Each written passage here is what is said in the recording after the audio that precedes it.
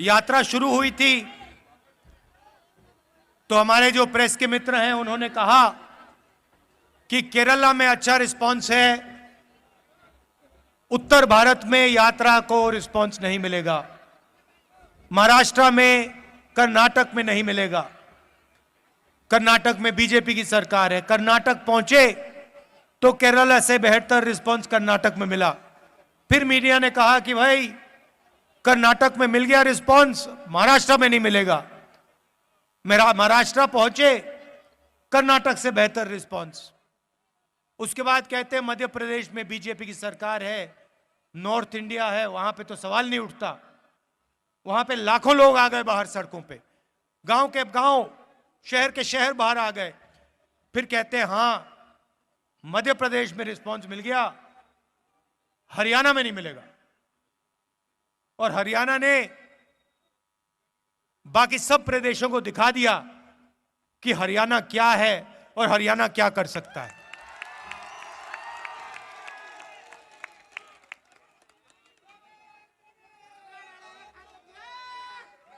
और जो हमने नफरत मिटाने की बात की, डर मिटाने की बात की,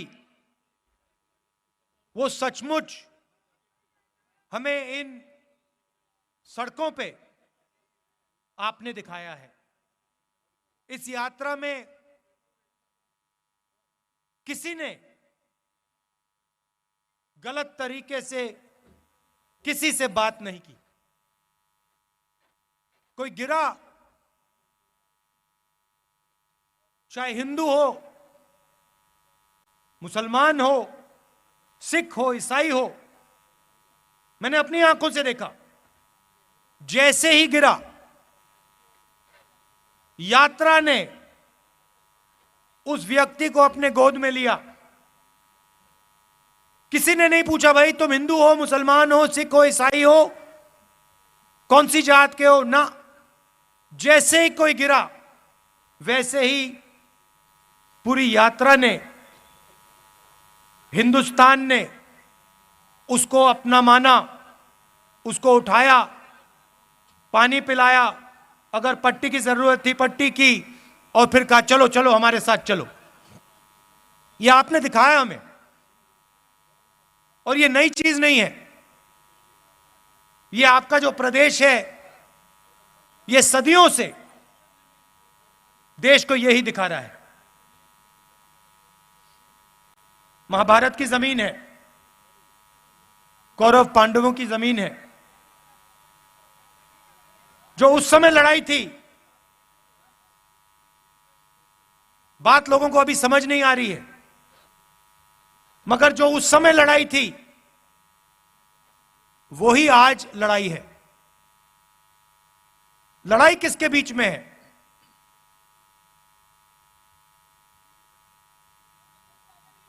नहीं, देखिए पांडव कौन थे? अर्जुन, भीम, ये लोग कौन थे? ये लोग तपस्या करते थे। ये लोग तपस्या करते थे। क्या पांडवों ने इस धरती पे नफरत फैलाई थी क्या? आपने महाभारत पढ़ी है, क्या उसमें लिखा है कि पांडवों ने किसी गरीब व्यक्ति के खिलाफ अपराध किया? कहीं लिखा है? पांडवों ने डिमोनेटाइजेशन किया क्या? नोटबंदी की थी क्या? गलत जीएसटी लागू की थी क्या? कभी करते? कभी नहीं करते। क्यों नहीं करते? क्योंकि वो तपस्वी थे और वो जानते थे कि नोटबंदी, गलत जीएसटी, किसान बिल इस धरती के जो तपस्वी हैं उनसे चोरी करने का तरीका है।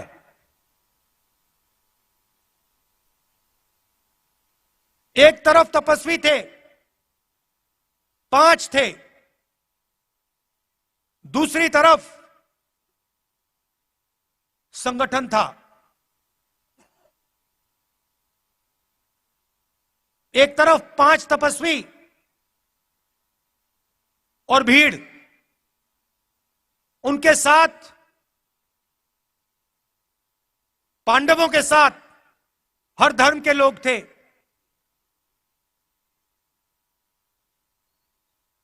जैसे यहां पे यात्रा चल रही है, इसमें कोई ये नहीं पूछता भैया कौन हो, कहां से आए हो।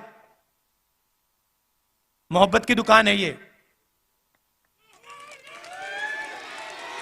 पांडवों ने भी, आप याद रखिए, आप याद रखिए, पांडवों ने भी अन्याय के खिलाफ काम किया था। पांडवों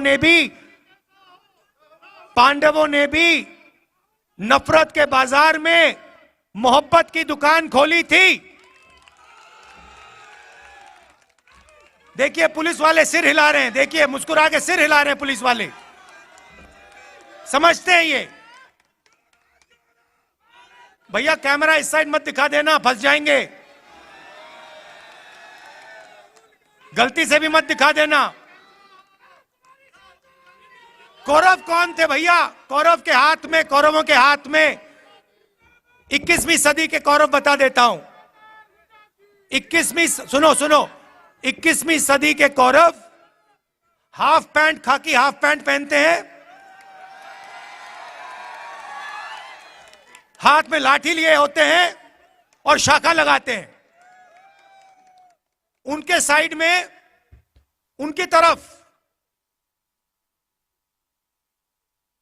हिंदुस्तान के 2-3 सबसे अमीर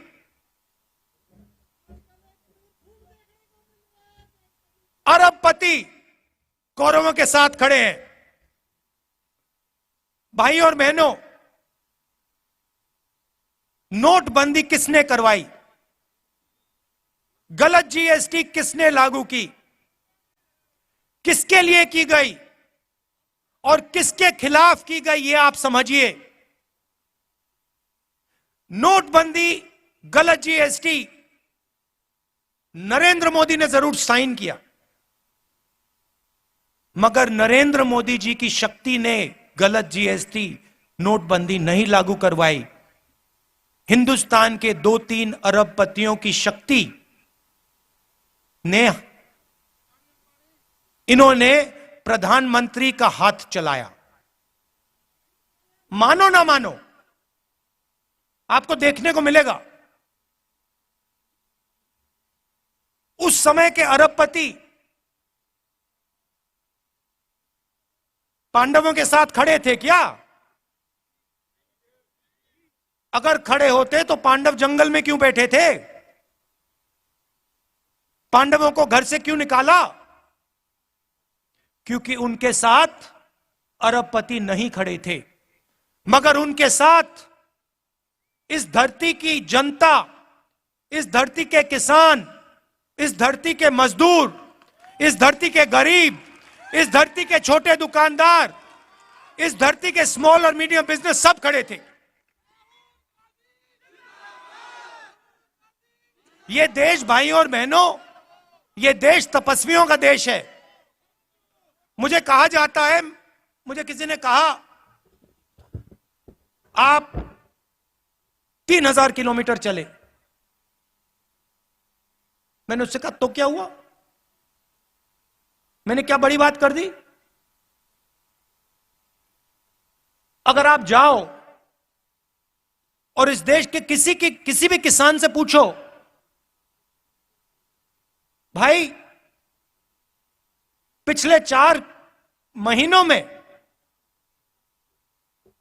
आप कितने किलोमीटर चले हो, वो आपको बता देगा 3000, 4000, 5000 किलोमीटर चला हूं। हां, कन्याकुमारी से दिल्ली नहीं चला हूं, मगर अपने खेत में चला हूं, मंडी गया हूं, मंडी जाकर वापस आया हूं, फिर मंडी गया हूं, फिर वापस आया हूं, खाद खरीदने गया हूं, बीज खरीदने गया हूं। मैंने क्या बड़ा काम किया? कुछ नहीं। किसी भी मजदूर से आप पूछ लो, आपको बताएगा 24 घंटा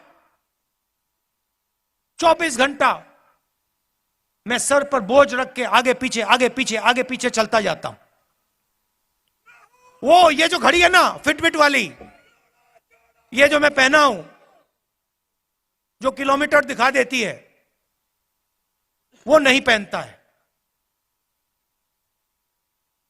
इसलिए उसको शायद पता नहीं लगता कितने किलोमीटर चला है। हमारे साथ यात्री चले, मुझे कहते हैं भैया 3000 किलोमीटर चले। मैंने उससे कहा भैया तुम्हें खाना मिला आज सुबह? भोजन खाया तुमने? कितने बार भोजन खाया? 3 बार खाया ना। तो वो जो चल रहे हैं, आधी रोटी खा रहे हैं, और तुम क्या बड़ी बात कर रहे हो? वो आधी रोटी में 3000 किलोमीटर चलते हैं, तुम भरपूर खाना खा के 3000 किलोमीटर चल के छाती फैला रहे हो। क्या मतलब है इसका?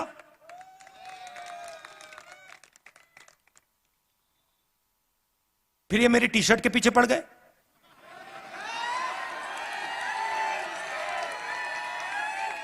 इनको अभी तक समझ नहीं आ रही बात। नहीं, उनको समझ नहीं आ रही बात। देखो ये कह रहे हैं टी शर्ट क्यों पहना है, ये सफेद टी शर्ट क्यों पहना है, इसको सर्दी नहीं लगती। सबसे पहले मैं आपको बताता हूं क्यों पहना हूं।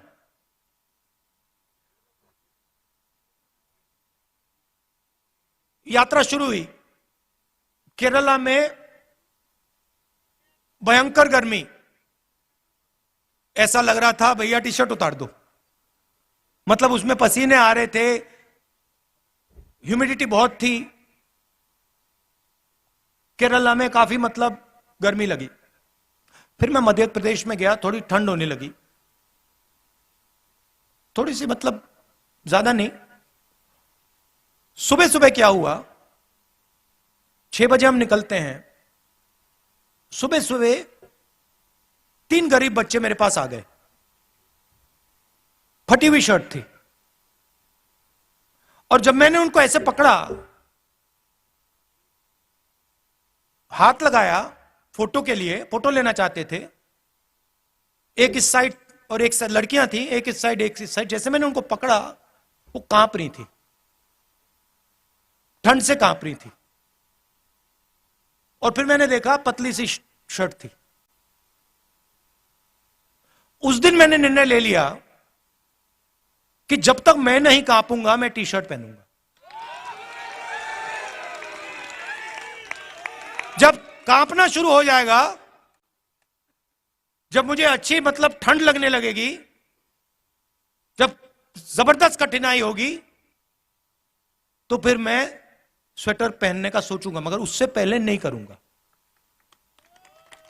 मैं उनको मैसेज देना चाहता हूं, उन 3 लड़कियों को देना चाहता हूं कि अगर आपको ठंड लग रही है तो फिर राहुल गांधी को भी ठंड लगेगी।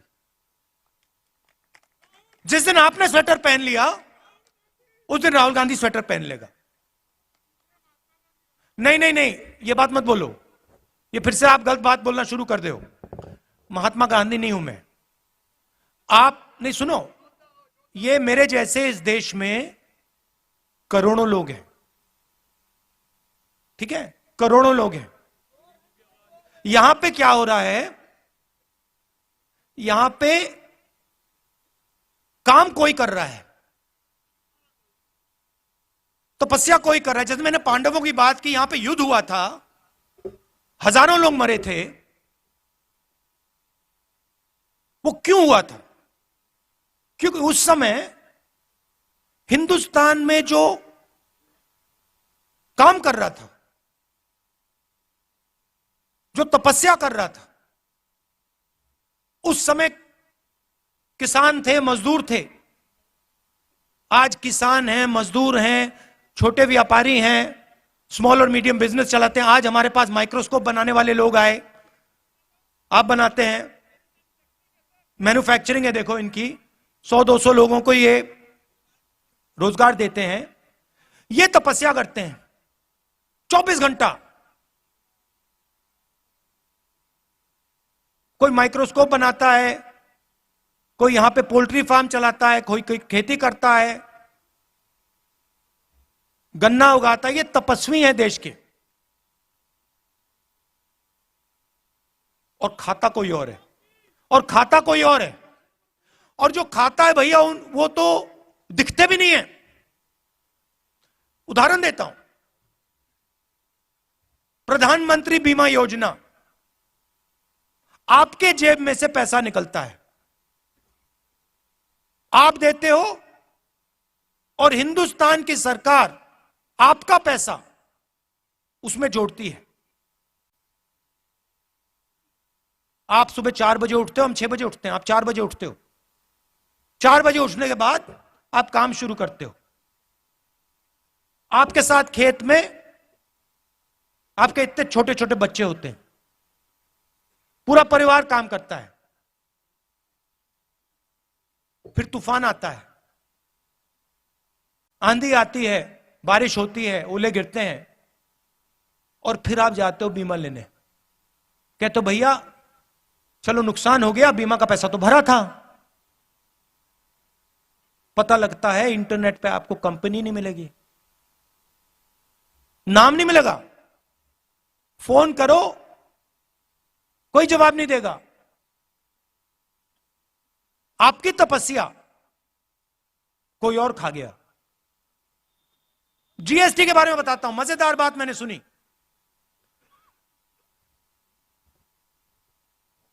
अगर आप, चाहे वो मैदा हो, गुड़ हो, अगर आप 25 किलो से कम मैदा गुड़ अपनी दुकान में बेचते हो, छोटे व्यापारी की बात कर रहा हूं, अगर 25 किलो से कम बेचते हो तो आप पर जीएसटी लग जाती है, और अगर आप 25 किलो से ज्यादा बेचते हो आप पे जीएसटी नहीं। मतलब छोटे व्यापारी पे जीएसटी, अदानी पे जीएसटी नहीं। क्यों? आपने क्या गलती की? अगर आप पे लग रही है तो उन पे लगनी चाहिए, अगर उन पे ना लगे तो आप पे ना लगे। किसान आए हमारे पास, एमएसपी की बात की। हिमाचल प्रदेश में मैंने आज अखबार में पढ़ा, सेब का पूरा व्यापार एक उद्योगपति के हाथ में। जम्मू कश्मीर जाएंगे, पूरा का पूरा सेब का व्यापार उसी उद्योगपति के हाथ में। नहीं हुए भैया, क्योंकि शहीद जो होता है उसको शहीद का दर्जा मिलता है। पार्लियामेंट हाउस में मैंने बात उठाई, कांग्रेस पार्टी ने बात उठाई कि भैया ये 700 लोग शहीद हुए हैं, इनका नाम तो ले लीजिए पार्लियामेंट हाउस में, शहीद का दर्जा तो दे दीजिए। प्रधानमंत्री कहते कोई शहीद नहीं हुआ। हमने मौन करा दिया वहां पे, मैं खड़ा हो गया, मैंने कहा भैया हम तो मौन करेंगे। स्पीकर गुस्सा हो गया मुझसे, कहते देखिए पार्लियामेंट हाउस में जो 700 किसान शहीद हुए हैं उनके लिए 2 मिनट मौन नहीं रखा जा सकता है।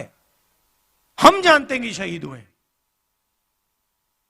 उनके परिवार जानते हैं कि शहीद हुए, हिंदुस्तान की सरकार नहीं जानती, उनके लिए नहीं शहीद हुए। मगर वैसे मैं उनकी बुराई इतना नहीं करना चाहता, वो करने जो कर रहे हैं करने दो उनको। मैं क्या चाहता हूं कि जो तपस्वी है, चाहे वो किसान हो, मजदूर हो, छोटा व्यापारी हो, जो वो तपस्या करे, गीता में लिखा है। क्या लिखा है गीता में तपस्या के बारे में? बताइए भैया, आपसे ले रहा है। तपस्या करो और फल मत देखो। मगर गीता में यह नहीं लिखा है कि तपस्या करो और फल नहीं मिलेगा। तो गीता में लिखा है तपस्या करो, और यह देश तपस्या कर रहा है, और इस देश की सरकार को उस तपस्वी की मदद करनी चाहिए, उस तपस्वी की रक्षा करनी चाहिए। ऐसा हिंदुस्तान में देखना चाहता हूं। यात्रा का यही लक्ष्य है। यात्रा का लक्ष्य यह है, यात्रा देश को यह बता रही है कि आपकी तपस्या जाया नहीं जानी चाहिए। मैं जानता हूं कि जिस दिन हिंदुस्तान के किसान, मजदूर, छोटे व्यापारी इनकी तपस्या का फल मिल जाएगा, उस दिन इस देश के सामने कोई देश नहीं खड़ा हो सकता है। ये आप अपने मोबाइल फोन के पीछे देखो, इसमें लिखा मेड इन चाइना। पुलिस वालों के जूतों के नीचे लिखा होगा मेड इन चाइना, शर्ट के पीछे मेड इन चाइना, माइक्रोफोन के नीचे मेड इन चाइना। तंग आ गया हूं मैं मेड इन चाइना से। जहां देखो made in China, made in China. मैं चाहता हूं कि वहां पे बीजिंग में एक चाइना का युवा फोन देखे, उसमें लिखा हो मेड इन कुरुक्षेत्र। ले, ऐसा हिंदुस्तान चाहता हूं। और जो कुरुक्षेत्र में जिसने माइक्रोस्कोप बनाया, अंबाला, जिसने अंबाला में माइक्रोस्कोप बनाया, उसके जेब में चाइना के युवा के पैसे आए। यह चाहता हूं मैं। तो मगर सबसे पहला कदम डर और नफरत को मिटाने का है। देखिए, हरियाणा में युद्ध हुआ था, पांडवों ने डर और नफरत को मिटाने का काम किया था। जैसे मैंने कहा, नफरत के बाजार में मोहब्बत की दुकान खोली थी। और ये मैं नहीं कह रहा हूं, ये मत सोचिए कि मेरा नारा है। मेरा नारा नहीं, उनका नारा है। ये पांडवों का नारा है, ये पांडवों का नारा है, ये भगवान राम का नारा है, ये इस देश का नारा है। और हजारों सालों से यह नारा चल रहा है। ये कुछ नया काम नहीं किया मैंने। आखिरी बात कहना चाहता हूं, और ये आपको मालूम होनी चाहिए। देखिए, जब भी मैं चल रहा हूं, जहां भी मैं जाता हूं, राजस्थान में जय सिया राम, जय सिया राम। अच्छा, ये आरएसएस वाले हर हर महादेव तो कभी नहीं कहते। आप देखो, नोट करो, कभी नहीं कहते ये। क्यों नहीं कहते? नहीं, मैंने सोचा इसके बारे में, क्यों नहीं कहते हर हर महादेव, क्यों नहीं कहते? नहीं, क्योंकि शिव जी तपस्वी थे और ये हिंदुस्तान की तपस्या पे आक्रमण कर रहे हैं, इसलिए हर हर महादेव नहीं कह सकते। मगर बात मैं जय सिया राम की कर रहा हूं। यहां पे राम राम, राम राम सुना मैंने, राम राम, जय सिया राम। अब जय सिया राम ये कभी नहीं कहते। इन्होंने सीता जी को नारे से निकाल दिया, उठा के बाहर फेंक दिया, कहा हम नहीं कहेंगे। ये हमारी हिस्ट्री, हमारे संस्कार, हमारे इतिहास के खिलाफ काम किया इन्होंने। और जब भी कांग्रेस पार्टी का कोई भी कार्यकर्ता आरएसएस के कार्यकर्ता के सामने आए, उससे कहो तुम जय सिया राम कहोगे, और उससे जय सिया राम कहलवाओ। क्योंकि जितने जरूरी राम थे, उतनी ही जरूरी सीता थी। तो आप सब यहां आए, इतने प्यार से आपने मेरी बात सुनी, दिल से आपका धन्यवाद करना चाहता हूं। और आज एक कमी रह गई, आज एक कमी रह गई। हमने आज वो जो बीजेपी के लोग करते हैं, देखिए उनके संगठन में महिलाएं तो होती नहीं है, अलाउ ही नहीं है। अभी तक नहीं समझ आया मुझे उनके संगठन में महिलाएं क्यों नहीं है, वो अलग बात है, मगर आज हमने पूरा दिन महिलाओं का कर दिया। तो जो हमारे पुरुष हैं उनको आज थोड़ी मुश्किल हुई, आप अंदर नहीं आ पाए, आप मिल नहीं पाए, तो मैं आपसे माफी मांगना चाहता हूं। और कल दोनों स्त्री और पुरुष का दिन है, तो आप सब लोग आ पाएंगे और आपसे मिल सकेंगे।